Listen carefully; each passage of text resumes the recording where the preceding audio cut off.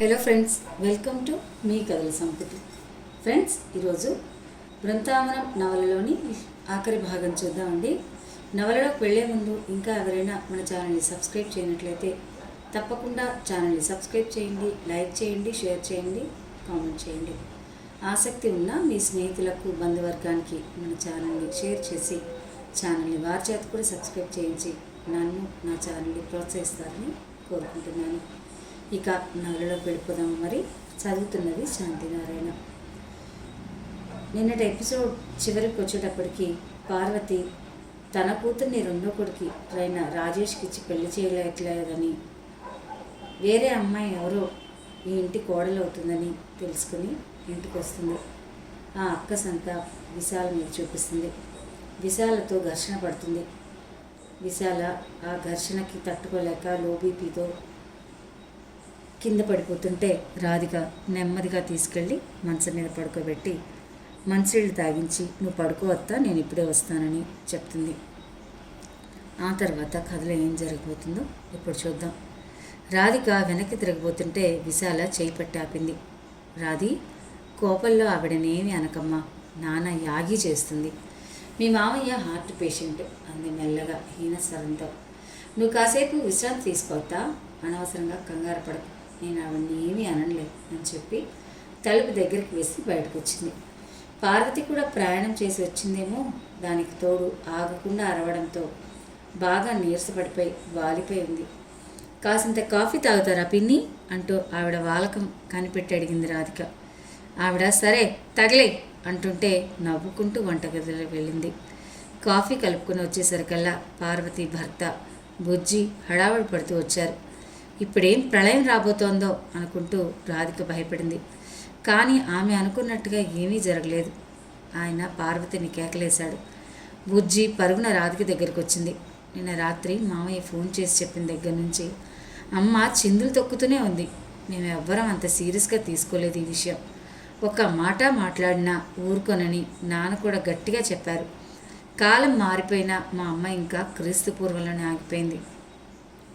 18 ఏళ్లకే పెళ్ళంటూ మా పెదనాన్న కూతురు పెళ్లి షాపింగ్ అని పొద్దున్నే అందరం కాకినాడ నుంచి ఇంటికి ఇటు వచ్చాం. మేమంతా చందనా బ్రదర్స్లో చీరలు చూస్తూ ఉంటే ఎప్పుడొచ్చిందో మధ్యలో వచ్చేసింది. అప్పటికి ఇలాంటి గొడవ ఏదో చేస్తుందనే అమ్మ సెల్ కూడా నాన్న తీసేసుకున్నారు. అక్కడ కనిపించకపోతే ఇటే వచ్చి ఉంటుందని ఊహించి హడావిడిగా పరిగెత్తుకొచ్చాం. మరి పెద్ద గొడవైందా అంటూ మోహన్ చిన్నపుచ్చుకుంటూ అడిగింది. నువ్వేం భయపడేంత ఏం జరగలేదులే అంటూ జరిగింది క్లుప్తంగా వివరించింది. అత్తయ్యని చూసేస్తానంటూ విశాల కోసం వెళ్ళింది బుజ్జి. రాధిక ఇంకో 4 కప్పుల కాఫీలు కలుపుకొని తెచ్చింది. కాఫీలు తాగి వాళ్ళు బయలుదేరబోతుంటే విశాల లేచి హాల్లోకి వచ్చింది.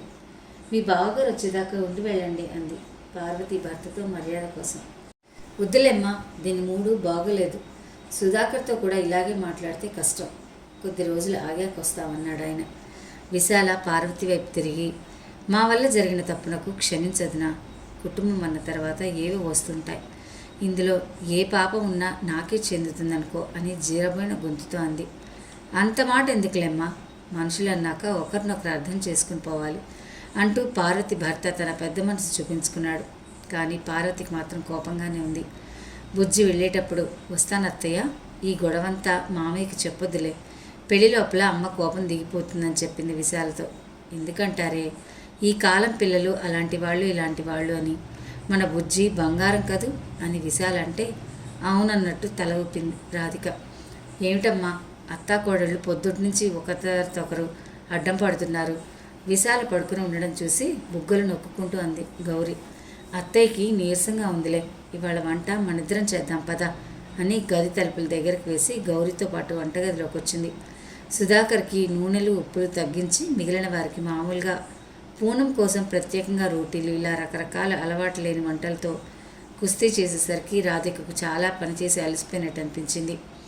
వంటలన్నీ హాట్ బాక్స్లో సర్దేసి డైనింగ్ టేబుల్ మీద పెట్టి, పిల్లలకి పరీక్షలు అమ్మాయి గారు, నేను వెళ్ళకపోతే సరిగ్గా చదవరు, ఈ 2 రోజులు పెందలాడే ఇంటికి వెళ్ళాలి అంటూ గౌరీ వెళ్ళిపోయింది. రాధిక విశాల్కి హార్లిక్స్ కలిపించి స్నానం చేయడానికి తన గదిలోకి వచ్చింది. స్నానం చేస్తున్నంతసేపు గొలుసు కట్టులా ఒకదాని తర్వాత ఒకటి జరుగుతున్న సంఘటనలన్నీ మనసులో మిగిలాయి. అనంత్ ముందు ప్రేమను వ్యక్తపరచడం, అతను నిర్లక్ష్యం చేయడం, పెళ్లి తప్పిపోయిందని తల్లితో గొడవ, పార్వతి అనుకోకుండా ఆటం బాంబులా ఊడిపడ్డం అన్నీ వరుసగా జరిగిపోయాయి. అవి గుర్తుకొస్తుంటే ఎక్కడ లేని నీరసం ఆవరించింది. స్నానం పూర్తయిందనిపించి కాటన్ టాపు, తెల్లని లెగిన్ వేసుకుని తల దువ్వుకోవడానికి అద్దం ముందు నిల్చుంది. ఒక్క రోజులోనే ఎంత నలిగిపోయినట్టుగా ఉంది మొహం. ఇదివరకటి చైతన్యం, ఆశలు, మెరుపులు కళ్ళల్లో కనిపించలేదు. లైఫ్ కూడా ఆగిపోదు, ఆపాలన్నా సాధ్యం కాదు అంటూ భాను చెప్పిన మాటలు గుర్తుకొచ్చాయి. కానీ ఇలా నిరాసక్తంగా మాత్రం ఉండకూడదు. మళ్ళీ జీవితంలో ఉత్సాహం నిండాలి. ఏదో చిన్న మ్యాజిక్ జరగాలి. ప్రతిబింబంతో మనసు మాట్లాడినట్టే అనిపించింది. పూనం, రాజేష్ తిరిగి వచ్చి ఫ్రెష్ అయ్యి భోజనం కోసం ఎదురు చూస్తూ ఉన్నారు. సుధాకర్ వచ్చి కూడా చాలాసేపు అయింది. అనంత్ కోసం ఎదురు చూడటం అనవసరం, వాడే టైంకి వస్తాడో అంది విశాల డైనింగ్ టేబుల్ మీద మంచినీళ్ళు పెడుతూ. నువ్వు రెస్ట్ తీసుకోవద్దా, నేను చూసుకుంటానుగా అంటూ చేతిలో పని అందుకోపోయింది రాధిక. నేనేదో జబ్బు పడ్డానని అనుకోవాలి అందరూ, నాకు బాగానే ఉంది అని నవ్వేసింది విశాల. ఇంట్లో ఉన్న వాళ్ళంతా టేబుల్ దగ్గర చేరేసరికి అనంత్ వచ్చాడు. ఎండన పడి తిరిగినట్టు వాడిపోయి అలసిపోయినట్టుగా ఉంది అతని మొహం. ఇదివరకు అనంత్ ఇంటికి వచ్చాడంటేనే రాధిక మనసు సంతోషంతో పొంగిపోయేది. ఏదో రకంగా అతన్ని కవ్వించి నవ్వించి మాటలు కలిపేది. ఇప్పుడు అతని ఎదురుగా ఉంటే మరింత నలిగిపోతుంటుంది అనుకుంటుంది ఆమె మనసు. త్వరగా మొహం కడుక్కొనిరా, భోంచేద్దాం అంటూ విశాల మాటలకు తల తిప్పి చూశాడు అతను. రాధిక అతనితో చూపులు కలవకుండా చప్పున తలదించుకుంది. 5 నిమిషాల్లో ఫ్రెష్ అయ్యి వచ్చాడు అనంత్. అతను ఎదురుగా కూర్చుంటే రాధికకు ముళ్ళ మీద ఉన్నట్టుంది. ఏంటమ్మా, ఎప్పుడు లొడలడా మాట్లాడే రాధి వాళ్ళ బుద్ధిగా ఉందేమిటి అన్నాడు కూర వడ్డిస్తున్న విశాలతో అనంత్. పాపం ఇవాళది చాలా అలసిపోయిందిరా, రాత్రంతా నిద్రలేదుట, సాయంత్రం వంట పని కూడా దాని మీదే పడింది. విశాల మాటలకు రాధిక మరింత ఇబ్బంది పడిపోయింది. రాత్రంతా ఆయన గారి కోసం ఏడుస్తూ గడిపానని సంతోషపడిపోతాడు కాబోలు అనుకుంటూ రాధిక సిగ్గుతో కుంచుకుపోయింది. ఏంటి, ఈ వంటకే అలసిపోయిందా అంటూ అనంత్ ఎగతాళిగా నవ్వాడు. చాలే, దాన్ని ఏడిపించకు, రేపు పొద్దున్నే అది వెళ్ళిపోతుంది విశాల అంది. ఎక్కడికి? సెమినార్ జరిగే చోట ఉమెన్స్ హాస్టల్లో అకామిడేషన్ ఇస్తారు. రాధిక తల ఎత్తకుండానే జవాబు చెప్పి కంచం ముందు నుంచి లేచింది. అదేమిటే, పెరుగన్నం తినవా అడిగింది విశాల. నాకు చాలు, పెరుగు తినకపోతే ఒళ్ళు వేడి చేస్తుంది, కొంచెం తినరాదు అంటూ విశాల బతిమలాడింది. వద్దత్తా అంటూ పిలుస్తున్నా వినకుండా వాష్ బేసిన్ దగ్గరికి వెళ్ళింది. దీనికి అన్ని మంచి లక్షణాలే ఉన్నాయి, కానీ పిసరంత మొండితనం మట్టుకు ఉంది అని విశాల అంటుంటే అనంత కిసుక్కుని నవ్వడం రాధికకు వినిపించింది. ఫ్యామిలీ రూమ్లో వదిలేసిన పుస్తకాలు తీసుకుని మేడ మెట్లెక్కి పైకి వచ్చింది రాధిక. కారిడార్లో రైలింగ్ ఆనుకుని ఆమె వచ్చే దారిలో అడ్డంగా నిలబడి ఉన్నాడు అనంత్. రాధి, నీకో విషయం చెప్పాలి. ఏమిటి? కళ్ళు పైకెత్తకుండానే అడిగింది. ఎందుకలా ఉన్నావు? ఒకసారి నా మొహంలోకి చూసి మాట్లాడు. అతని మాటల్లోని కుంటదనం రాధిక మనసును మండించింది. పర్లేదేంటో చెప్పు అంది చిరాకు పడుతూ. మైథిల్ని ఇవాళ కోర్టులో విచారించారు. బహుశా త్వరలోనే శిక్ష పడుతుంది కూడా అనుకుంటున్నారు. నిజమా అంటున్న రాధికలో అప్పటిదాకా ఉన్న ఉదాసీనత ఎగిరిపోయింది. థ్యాంక్ యూ అనంత్, అలాంటి వాళ్లకు శిక్ష పడాలి. ఈ విషయంలో నీ హెల్ప్ నేను మర్చిపోలేను అంటూ మనస్ఫూర్తిగా చెప్పింది. నువ్వు ధైర్యంగా ఒక అడుగు ముందుకు వేశావు, నిన్ను అభినందించాలి చిరునవ్వుతో అన్నాడు. అతని మొహం చూస్తుంటే ఆత్మవిశ్వాసంతో స్థిరచిత్తంతో తొణక్కుండా ఉండే అతని అంతరంగం కళ్ళ ముందు కదిలినట్టయింది. అనంత్ చేసిన సహాయం, తోడుగా నిలబడ్డ క్షణాలు గుర్తుకొచ్చాయి. అతని మంచితనం గుర్తుకొస్తున్న కొద్దీ అతన్ని కోల్పోతున్నానన్న బాధ ఎక్కువైంది రాధికకు. నీ సహాయానికి బదులు ఏదో ఒకనాటికి నేను నీకు సహాయం చేసి నా భారం దించుకుంటాను. బాధతో అతను హర్ట్ అవ్వాలన్నట్టుగా పదునుగా వచ్చాయి ఆమె మాటలు. అనంత్ కొనుగోములు చిట్లించాడు. అతని ఇగో దెబ్బతిన్నట్టు తిరిగి ఏదైనా అంటాడని ఊహించింది రాధిక. కానీ బదులుగా అతను చిరునవ్వు నవ్వాడు. ఇక మాట్లాడింది చాలు, త్వరగా నీ గదిలోకి వెళ్ళు, రేపు పొద్దునే నీ యూనివర్సిటీ హాస్టల్కి వెళ్ళాలేమో కదా అంటున్న అతని మాటల్లో కుంటెదనానికి అయోమయపడుతూ గది తలుపులు తీసింది. లోపల లైట్ వెలుగుతూ ఉంది. వెళ్ళేటప్పుడు లైట్ ఆఫ్ చేసి వెళ్ళానే అని ఆశ్చర్యపోతూ తలుపు గడియ వేసి బెడ్ దగ్గరికి వచ్చింది. బెడ్ మడతపెట్టి ఉంచిన బట్టలు బ్యాగులు పడేసి పుస్తకాలు సర్దుతూ తల తిప్పి టేబుల్ వంక చూసింది. అక్కడ 2 అందమైన ఎర్ర గులాబీలు తెల్లని లేస్తో కట్టి బల్ల మీద పెట్టి కనిపించాయి. రాధిక ఆశ్చర్యంతో వాటిని అందుకోబోతుండగానే కింద మడతపెట్టి ఉంచిన కాగితం కనిపించింది. కొద్దిసేపటి క్రితం దాకా లేని పువ్వులు హఠాత్తుగా ఎలా వచ్చాయి అని ఆలోచించగానే రాధిక మనసులో త్వరగా గదిలోకి వెళ్ళి అని కొంటిగా నవ్విన అనంత మొహం కనిపించి రాధిక మనసులో చిన్న ఆశ కలిగింది. గబగబా కాగితం మడతలు విప్పి చూసింది. తెలుగులో రాసింది ఆ ఉత్తరం. ఆ హ్యాండ్ రైటింగ్ని గుర్తుపట్టలేకపోయింది. కాగితం చివరిన పేరు కోసం ఆత్రంగా వెతికాయి ఆ కళ్ళు. అనంత్ అన్న అక్షరాలు చూడగానే మనసులో ఆరాటం మొదలైంది. ఏం రాసుంటాడా అన్న ఆతృతతో ఆమె కళ్ళు అక్షరాల వెంట పరుగులు తీశాయి. ప్రియమైన రాధి, నీతో ఎలా చెప్పాలో, ఏం మాట్లాడాలో నాకు తెలియడం లేదు. ఏ రోజు ఒక అమ్మాయితో మాట్లాడడానికి నేను ఇంతసేపు ఆలోచించలేదు. మాటల్లో నేను చెప్పలేనిచ్చే ఈ ఉత్తరం రాస్తున్నాను. నిన్న రాత్రి నువ్వు నన్ను ప్రేమిస్తున్నావని చెప్పకుండానే నా మనసుకు హత్తుకుపోయేలా చెప్పావు.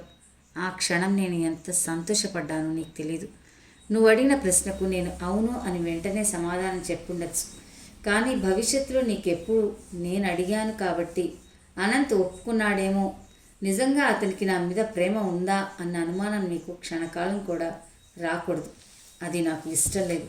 నేను నిన్ను ఎంత గాఢంగా ప్రేమిస్తున్నానో ముందుగా నువ్వు తెలుసుకోవాలనే నిన్ను ఎదురు చూసేలా చేశాను. నువ్వు నా జీవితంలో ప్రవేశించేదాకా నా లైఫ్ పర్ఫెక్ట్గా సాగిపోతుందని అనుకునేవాడిని. నేను, నా ఫ్యామిలీ, నా స్కూలు, నా బిజినెస్లు, పూర్ణిమతో నా ఎంగేజ్మెంట్ అన్నీ ప్లాన్ ప్రకారం నడిచాయి. కానీ నీ రాకతోనే నాకు అర్థమైంది, నేను పర్ఫెక్ట్ అనుకుంటున్న వాటిని అంత సూత్రంగా కలిపి ఉంచే ప్రేమ నా జీవితంలో లేదని. నువ్వు చాలా ప్రత్యేకంగా కనిపించావు. నీ నవ్వులు, అలకలు, కోపాలు, ఏడుపులు అన్నిట్లోనూ నాకు నీ అమాయకత్వం కనిపించేది. అత్త అంటూ అల్లరిగా అమాయకంగా మా అమ్మ చుట్టూ తిరుగుతున్నప్పుడు, సంతోషంగా మా అమ్మని కౌగిలించుకున్నప్పుడు ఎప్పుడైతే చూశానో ఆ క్షణాలు నా మనసులో నిలిచిపోయాయి. రోజు నేను డీల్ చేసే మనుషుల్లో డిప్లొమసీ, హిపోక్రసీ చూసి అలవాటు పడిపోయిన నాకు నువ్వు కొత్తగా మనసుకు హాయినిచ్చే చల్లగాలి అనిపించింది. నీ స్వచ్ఛమైన కళ్ళు, కల్మషం లేని నవ్వు, చలాకీగా ఉండే నీ మాటలు నాలో కొత్త శక్తిని నింపినట్టుండేవి. తెలియకుండానే నువ్వు అయస్కాంతల్లా ఆకర్షించావు. నీ కళ్ళల్లో మెరుపులు చూస్తే నాకు ఆనందం, నువ్వు విచారంగా ఉంటే నాకు బాధ. ప్రకృతిలో ఒక పువ్వు, ఒక చెట్టు, ఒక మంచు బిందువు, ఒక రాధిక అనిపించేది. వాటిల్లో ఎంతటి ప్యూర్ సోల్ ఉందో నీలోనూ అంతే ఉంది. నిన్ను ఆపాలని నా మనసు తలుపులు ఎంత గట్టిగా మూసుకోవాలని ప్రయత్నించినా నా వల్ల కాలేదు. ఆ విషయం మీ ఇంట్లో మనిద్దరం ఏకాంతంగా గడిపిన మధ్యాహ్నం నాకు అర్థమైంది. ఆ క్షణాలు నేను మర్చిపోలేదు. నీ కళ్ళల్లో కనిపించిన ప్రేమ ముందు నా బుద్ధి, తర్కం అన్నీ ఓడిపోయాయి. నువ్వు నా మనసుని పూర్తిగా గెలుచుకున్నావు. బాధ్యతలు, బంధాలు, ఆర్థిక సంబంధాలు ఇవన్నీ లేని చోటికి నిన్ను తీసుకుని దూరంగా పారిపోవాలనిపించింది. కానీ నా వ్యాపారం, రాజారావు గారు, పూర్ణిమతో నా ఎంగేజ్మెంట్ గుర్తుకొచ్చి నీ గురించి ఆలోచించడానికి భయం వేసింది. నేను నీతో అబద్ధం చెప్పాను. పూర్ణిమను, రాజారావు గారిని వదిలే నీ కోసం వచ్చేంత ధైర్యం నాకు లేదు. నా కమిట్మెంట్కి వ్యతిరేకంగా నిలబడే వ్యక్తిని నేను కాదని నీకు తెలుసు. ఒకటి మాత్రం నిజం, అన్నీ అనుకున్న ప్రకారమే జరిగిపోయినా నా మనసు పొరల్లో ఎక్కడో నీ మీద కలిగిన ఆశలు, ప్రేమ అలాగే సజీవంగా ఉండేదేమో. నిన్ను చూసినప్పుడల్లా వాటిని కోల్పోయేందుకు గుండె కలుక్కుమంటూ ఉండేదేమో అనుకునేవాడిని. ఆ తర్వాత జరిగిన విషయాలు, నేను తలకెత్తుకున్న కొత్త బాధ్యతలు, ఆర్థికపరమైన చిక్కుముళ్ళు అన్నీ నీకు తెలుసు. అన్నీ బాగున్నప్పుడు అందని వాటి కోసం అర్రులు చాచి ఇలాంటి పరిస్థితుల్లో నిన్ను అడగడం ఎంతవరకు కరెక్ట్? నా సొంత మేనమామ ఆ మాటన్నా నేను తట్టుకోలేను. మళ్ళీ నా వ్యక్తిత్వం తాలూకా అహం అడ్డుగా నిలిచింది. కానీ నువ్వు నాలాగా కాదు. నాకున్న క్యాలిక్యులేషన్స్ వ్యక్తిత్వాన్ని నిలబెట్టుకోవాలనే అహం నీలో లేదు. నువ్వు తేటగా పారే నీటి లాంటి దానివి. హఠాత్తుగా నల్లమబ్బులు కమ్మేసి స్వచ్ఛమైన వానజల్లులా నీ ప్రేమను కురిపించేశావు. నువ్వు నాకు దగ్గరైన క్షణం నుంచి నా ఆలోచనలు మారిపోయాయి. ఇప్పుడు కూడా నీకోసం అడుగు ముందుకు వేయలేకపోతే నా అంత మూర్ఖుడు ఇంకొకడు ఉండడు. కథలోలాగా అన్ని సమస్యలకు ముగింపు శుభం కార్డు పడుతుందని ఎదురు చూడడం తెలివి తక్కువతానని తెలుసుకున్నాను. వేటికవి సాగిపోతూనే ఉండాలి. అందుకే నీ తోడుతో జీవితంలో రాబోయే మలుపుల కోసం ఎదురు చూడటమే కరెక్ట్ అని నిర్ణయించుకున్నాను. ఎంత మేనమామైనా పిల్లనివ్వాలంటే ఆయన అన్ని విషయాలు ఆలోచిస్తాడుగా. అదృష్టవశాత్తు ఆ సమస్య కూడా తీరిపోయింది. నిన్న మలేషియన్ గ్రూప్తో నా మీటింగ్ సక్సెస్ అయింది. వాళ్ళు ఫండింగ్ ఇవ్వడానికి ఒప్పుకున్నారు. ఒకే రోజు నా జీవితాన్ని మార్చివేసే 2 గొప్ప విషయాలు జరిగాయి. నాకు తెలుసు నేను చేసిన ఆలస్యానికి నువ్వు బాధపడి ఉంటావు, కానీ దానికి ఇంకో అందమైన కారణం కూడా ఉంది. అది తెలిస్తే నువ్వు చాలా తేలిగ్గా నన్ను క్షమిస్తావు. రేపు మనకి ఇంతకి 10 రెట్లు సంపద వస్తుంది, కానీ ఈ క్షణాలు మళ్ళీ రావు. అందుకే వీటిని శాశ్వతం చేసే ప్రయత్నం చేశాను. మొదటిసారిగా నీకోసం అమ్మకి ఆఫీస్కి వెళ్తున్నానని అబద్ధం చెప్పి బజార్లన్నీ తిరిగి ఒక బహుమతి తెచ్చాను. నువ్వు ఈ లెటర్ చదివాక తలుపు తీస్తే నీకోసం గది బయట నిలబడి ఎదురు చూస్తూ కనిపిస్తాను. నీ అనంత్. ఉత్తరం చదువుతూ ఉంటే రాధిక నాజూకైన చేతివేళ్ళు ఉద్విగ్నతతో కంపించాయి. బొగ్గల్లో నుంచి వెచ్చటి ఆవిరి వచ్చి అవి కెంపుల్లాగా మెరిశాయి. ఆనందపు కెరటాలు కన్నీటి రూపంలో బయటకు వస్తుండగా పరుగున వెళ్ళి తలుపు తీసింది. అనంత్ గుమ్మం దగ్గర నిలబడున్నాడు. ఆమె మనసులో సంకోచాలన్నీ తొలగిపోయాయి. అతని చూపుల్లో కనిపించిన ప్రశ్నకు జవాబుగా చిరునవ్వు నవ్వింది. అతను ఆమె చేయి పట్టుకుని లోపలికి నడిపించుకుని వెళ్ళాడు. ప్యాంటు జోబులో నుంచి చిన్న బాక్స్ బయటకు తీశాడు. అందులో అందమైన లతల మధ్యలో డైమండ్ పొదిగిన ఉంగరం ఉంది. నిండుగా నవ్వుతున్నట్టు చందమామ చూస్తుండగా ఆమె వేలికి ఉంగరం తొడిగాడు. వాళ్ళిద్దరు సంతోషంలో భాగం పంచుకున్నట్టుగా బాల్కనీకి అల్లుకున్న సన్నజాజి తీగలు ఆనందంగా తలలుపాయి. వాటి పూల పరిమళం తెరలు తెరలుగా వచ్చి ఉక్కిరి బిక్కిరి చేశాయి. ఇద్దరి మధ్య మాటలేవు. మనసులు ఏకమైన ఆ మధుర క్షణాన్ని మరింత పొదివి పట్టుకోవాలన్నట్టుగా రాధిక అమాంతం అతన్ని చుట్టేసింది. ఒకరి గురించి మరొకరు చెప్పుకోలేని భావాలని ఆ వెచ్చని కౌగిలింతలో అర్థమైనట్టు కనిపించింది. ఇద్దరు దగ్గరయ్యాక మనసులో చిలిపి ఊహలు మొలకెత్తే క్షణంలో ముందుగా లేచి ఆమె తేరుకుంది. 1 నిమిషం అంటూ అతని నుండి తప్పించుకుని పక్కకు జరిగింది. ఏమిటి? స్వప్నలోకం నుంచి దబ్బున కింద పడిపోయినట్టు అడిగాడు అతను. ముందు ఈ విషయం అత్తయ్యకి చెప్దాం పదా అంది అతను చేపట్టి లాగుతూ. ఈ టైంలోనా అని గోడ గడియారం వైపు చూస్తూ అన్నాడు. అప్పుడు సమయం 11 గంటలకి 10 నిమిషాలు తక్కువ చూపిస్తుంది. ఏం పర్వాలేదు, అత్తయ్యకి చెప్పకుండా ఉంటే నాకు తోచదు. బహుశా మేల్కొనే ఉండొచ్చు అంటూ అతన్ని బయటికి లాక్కెళ్ళింది. రాధి ఆగు అంటూ నడుస్తున్న వాడల్లా టక్కున ఆగిపోయాడు. మళ్ళీ ఏమిటి? అమ్మతో ఈ విషయం నేను ఎలా చెప్పగలను? నువ్వే చెప్పు అన్నాడు మొహమాటంగా జుట్టులోకి వేళ్లు పోనిస్తూ. రాధిక తెల్లని పలువరస కనిపించేలా అందంగా నవ్వింది. తైక్వాండో ధీరుడండి, అమ్మతో మాట్లాడటానికి భయపడుతున్నాడండి అంది కొంటెగా. నువ్వు ఎంత రెచ్చగొట్టినా నేనేమీ రియాక్ట్ కాబోవడం లేదు. ప్లీజ్ నువ్వే ఎలాగో చెప్పు అంటూ బతిమలాడాడు. రాధిక మేడమెట్లు దిగి విశాల గది ముందుకు వచ్చి నిలబడింది. గదిలో లైట్ ఇంకా వెలుగుతూనే ఉంది. అత్తా అంటూ తలుపు మీద చేతితో తాడుతూ నెమ్మదిగా పిలిచింది. 1/2 నిమిషం తర్వాత తలుపు తీసుకుని వచ్చింది విశాల. ఏంటే ఇంకా నిద్రపోలేదా అంటూ అడిగింది రాధికను ఆశ్చర్యంగా చూస్తూ. నీతో కొంచెం మాట్లాడాలి.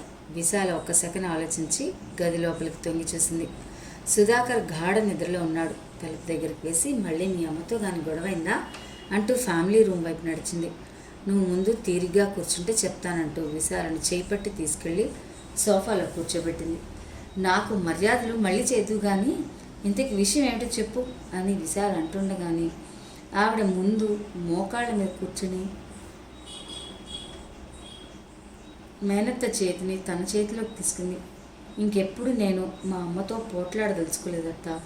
ఇక నుంచి నా తరపున నువ్వే మా అమ్మతో పోట్లాడాలి అంది. విశాల కూడా రాధికతో పాటు నవ్వింది. సరేలే, నాకే మాత్రం తగులు ఆడడం చేతనవుతుందా ఏంటి? మధ్యాహ్నం చూసావుగా, పక్కన గ్లూకోజ్ నీళ్లు పెట్టుకుని నోరు విప్పాలి నేను అంది హాస్యంగా. కానీ ఈసారి తప్పదు నా కోసం. నీకు అనంత్కి పెళ్లి చేయాలని ఉందా లేదా అంటూ గారంగా అడిగింది. విశాల రాధిక వైపు విచిత్రంగా చూసింది. మరి ఎంత మేనకోడలైనా మా అమ్మ నాన్నని అడగాలి కదా. మా అమ్మ నన్ను అనంత్కిచ్చి పెళ్లి చేయడానికి ఒప్పుకోపోతే నువ్వు పోట్లాడాలా లేదా అంటూ విశాల ఒడిలో మొహం ఆంచి అడిగింది. రాధి ఏమంటున్నావే అంటూ సంభ్రమంగా ఆనందం కలగలిపిన గొంతుతో అందామె. రాధిక తల ఎత్తి మేనత్త మొహంలోకి చూసి చిన్నగా నవ్వింది. విశాల కళ్ళు ఆనందంతో తడి అయ్యాయి. నా బంగారు తల్లి అంటూ చప్పున వంగి రాధిక నుదుటి మీద ముద్దు పెట్టుకుంది. ఏమిటో నాకంతా అయోమయంగా ఉంది. కాళ్ళు చేతులు ఆడడం లేదు. ఇదంతా నిజమేనా గుమ్మం దగ్గర నిలబడి చూస్తున్న అనంత్ వెంటనే లోపలికి వచ్చాడు. మంచి నిర్ణయం తీసుకున్నావురా. పిల్లలు పెద్దయ్యాక ఇష్టాలు ఎలా ఉంటాయో అని అసలు ఇలాంటి ఊహే మనసులోకి రానివ్వలేదు ఎప్పుడు. మీరు భలే సర్ప్రైజ్ చేశారని విశాల్ అంటుండగానే ఇద్దరు వంగి ఆవిడ పాదాలకు నమస్కారం చేశారు.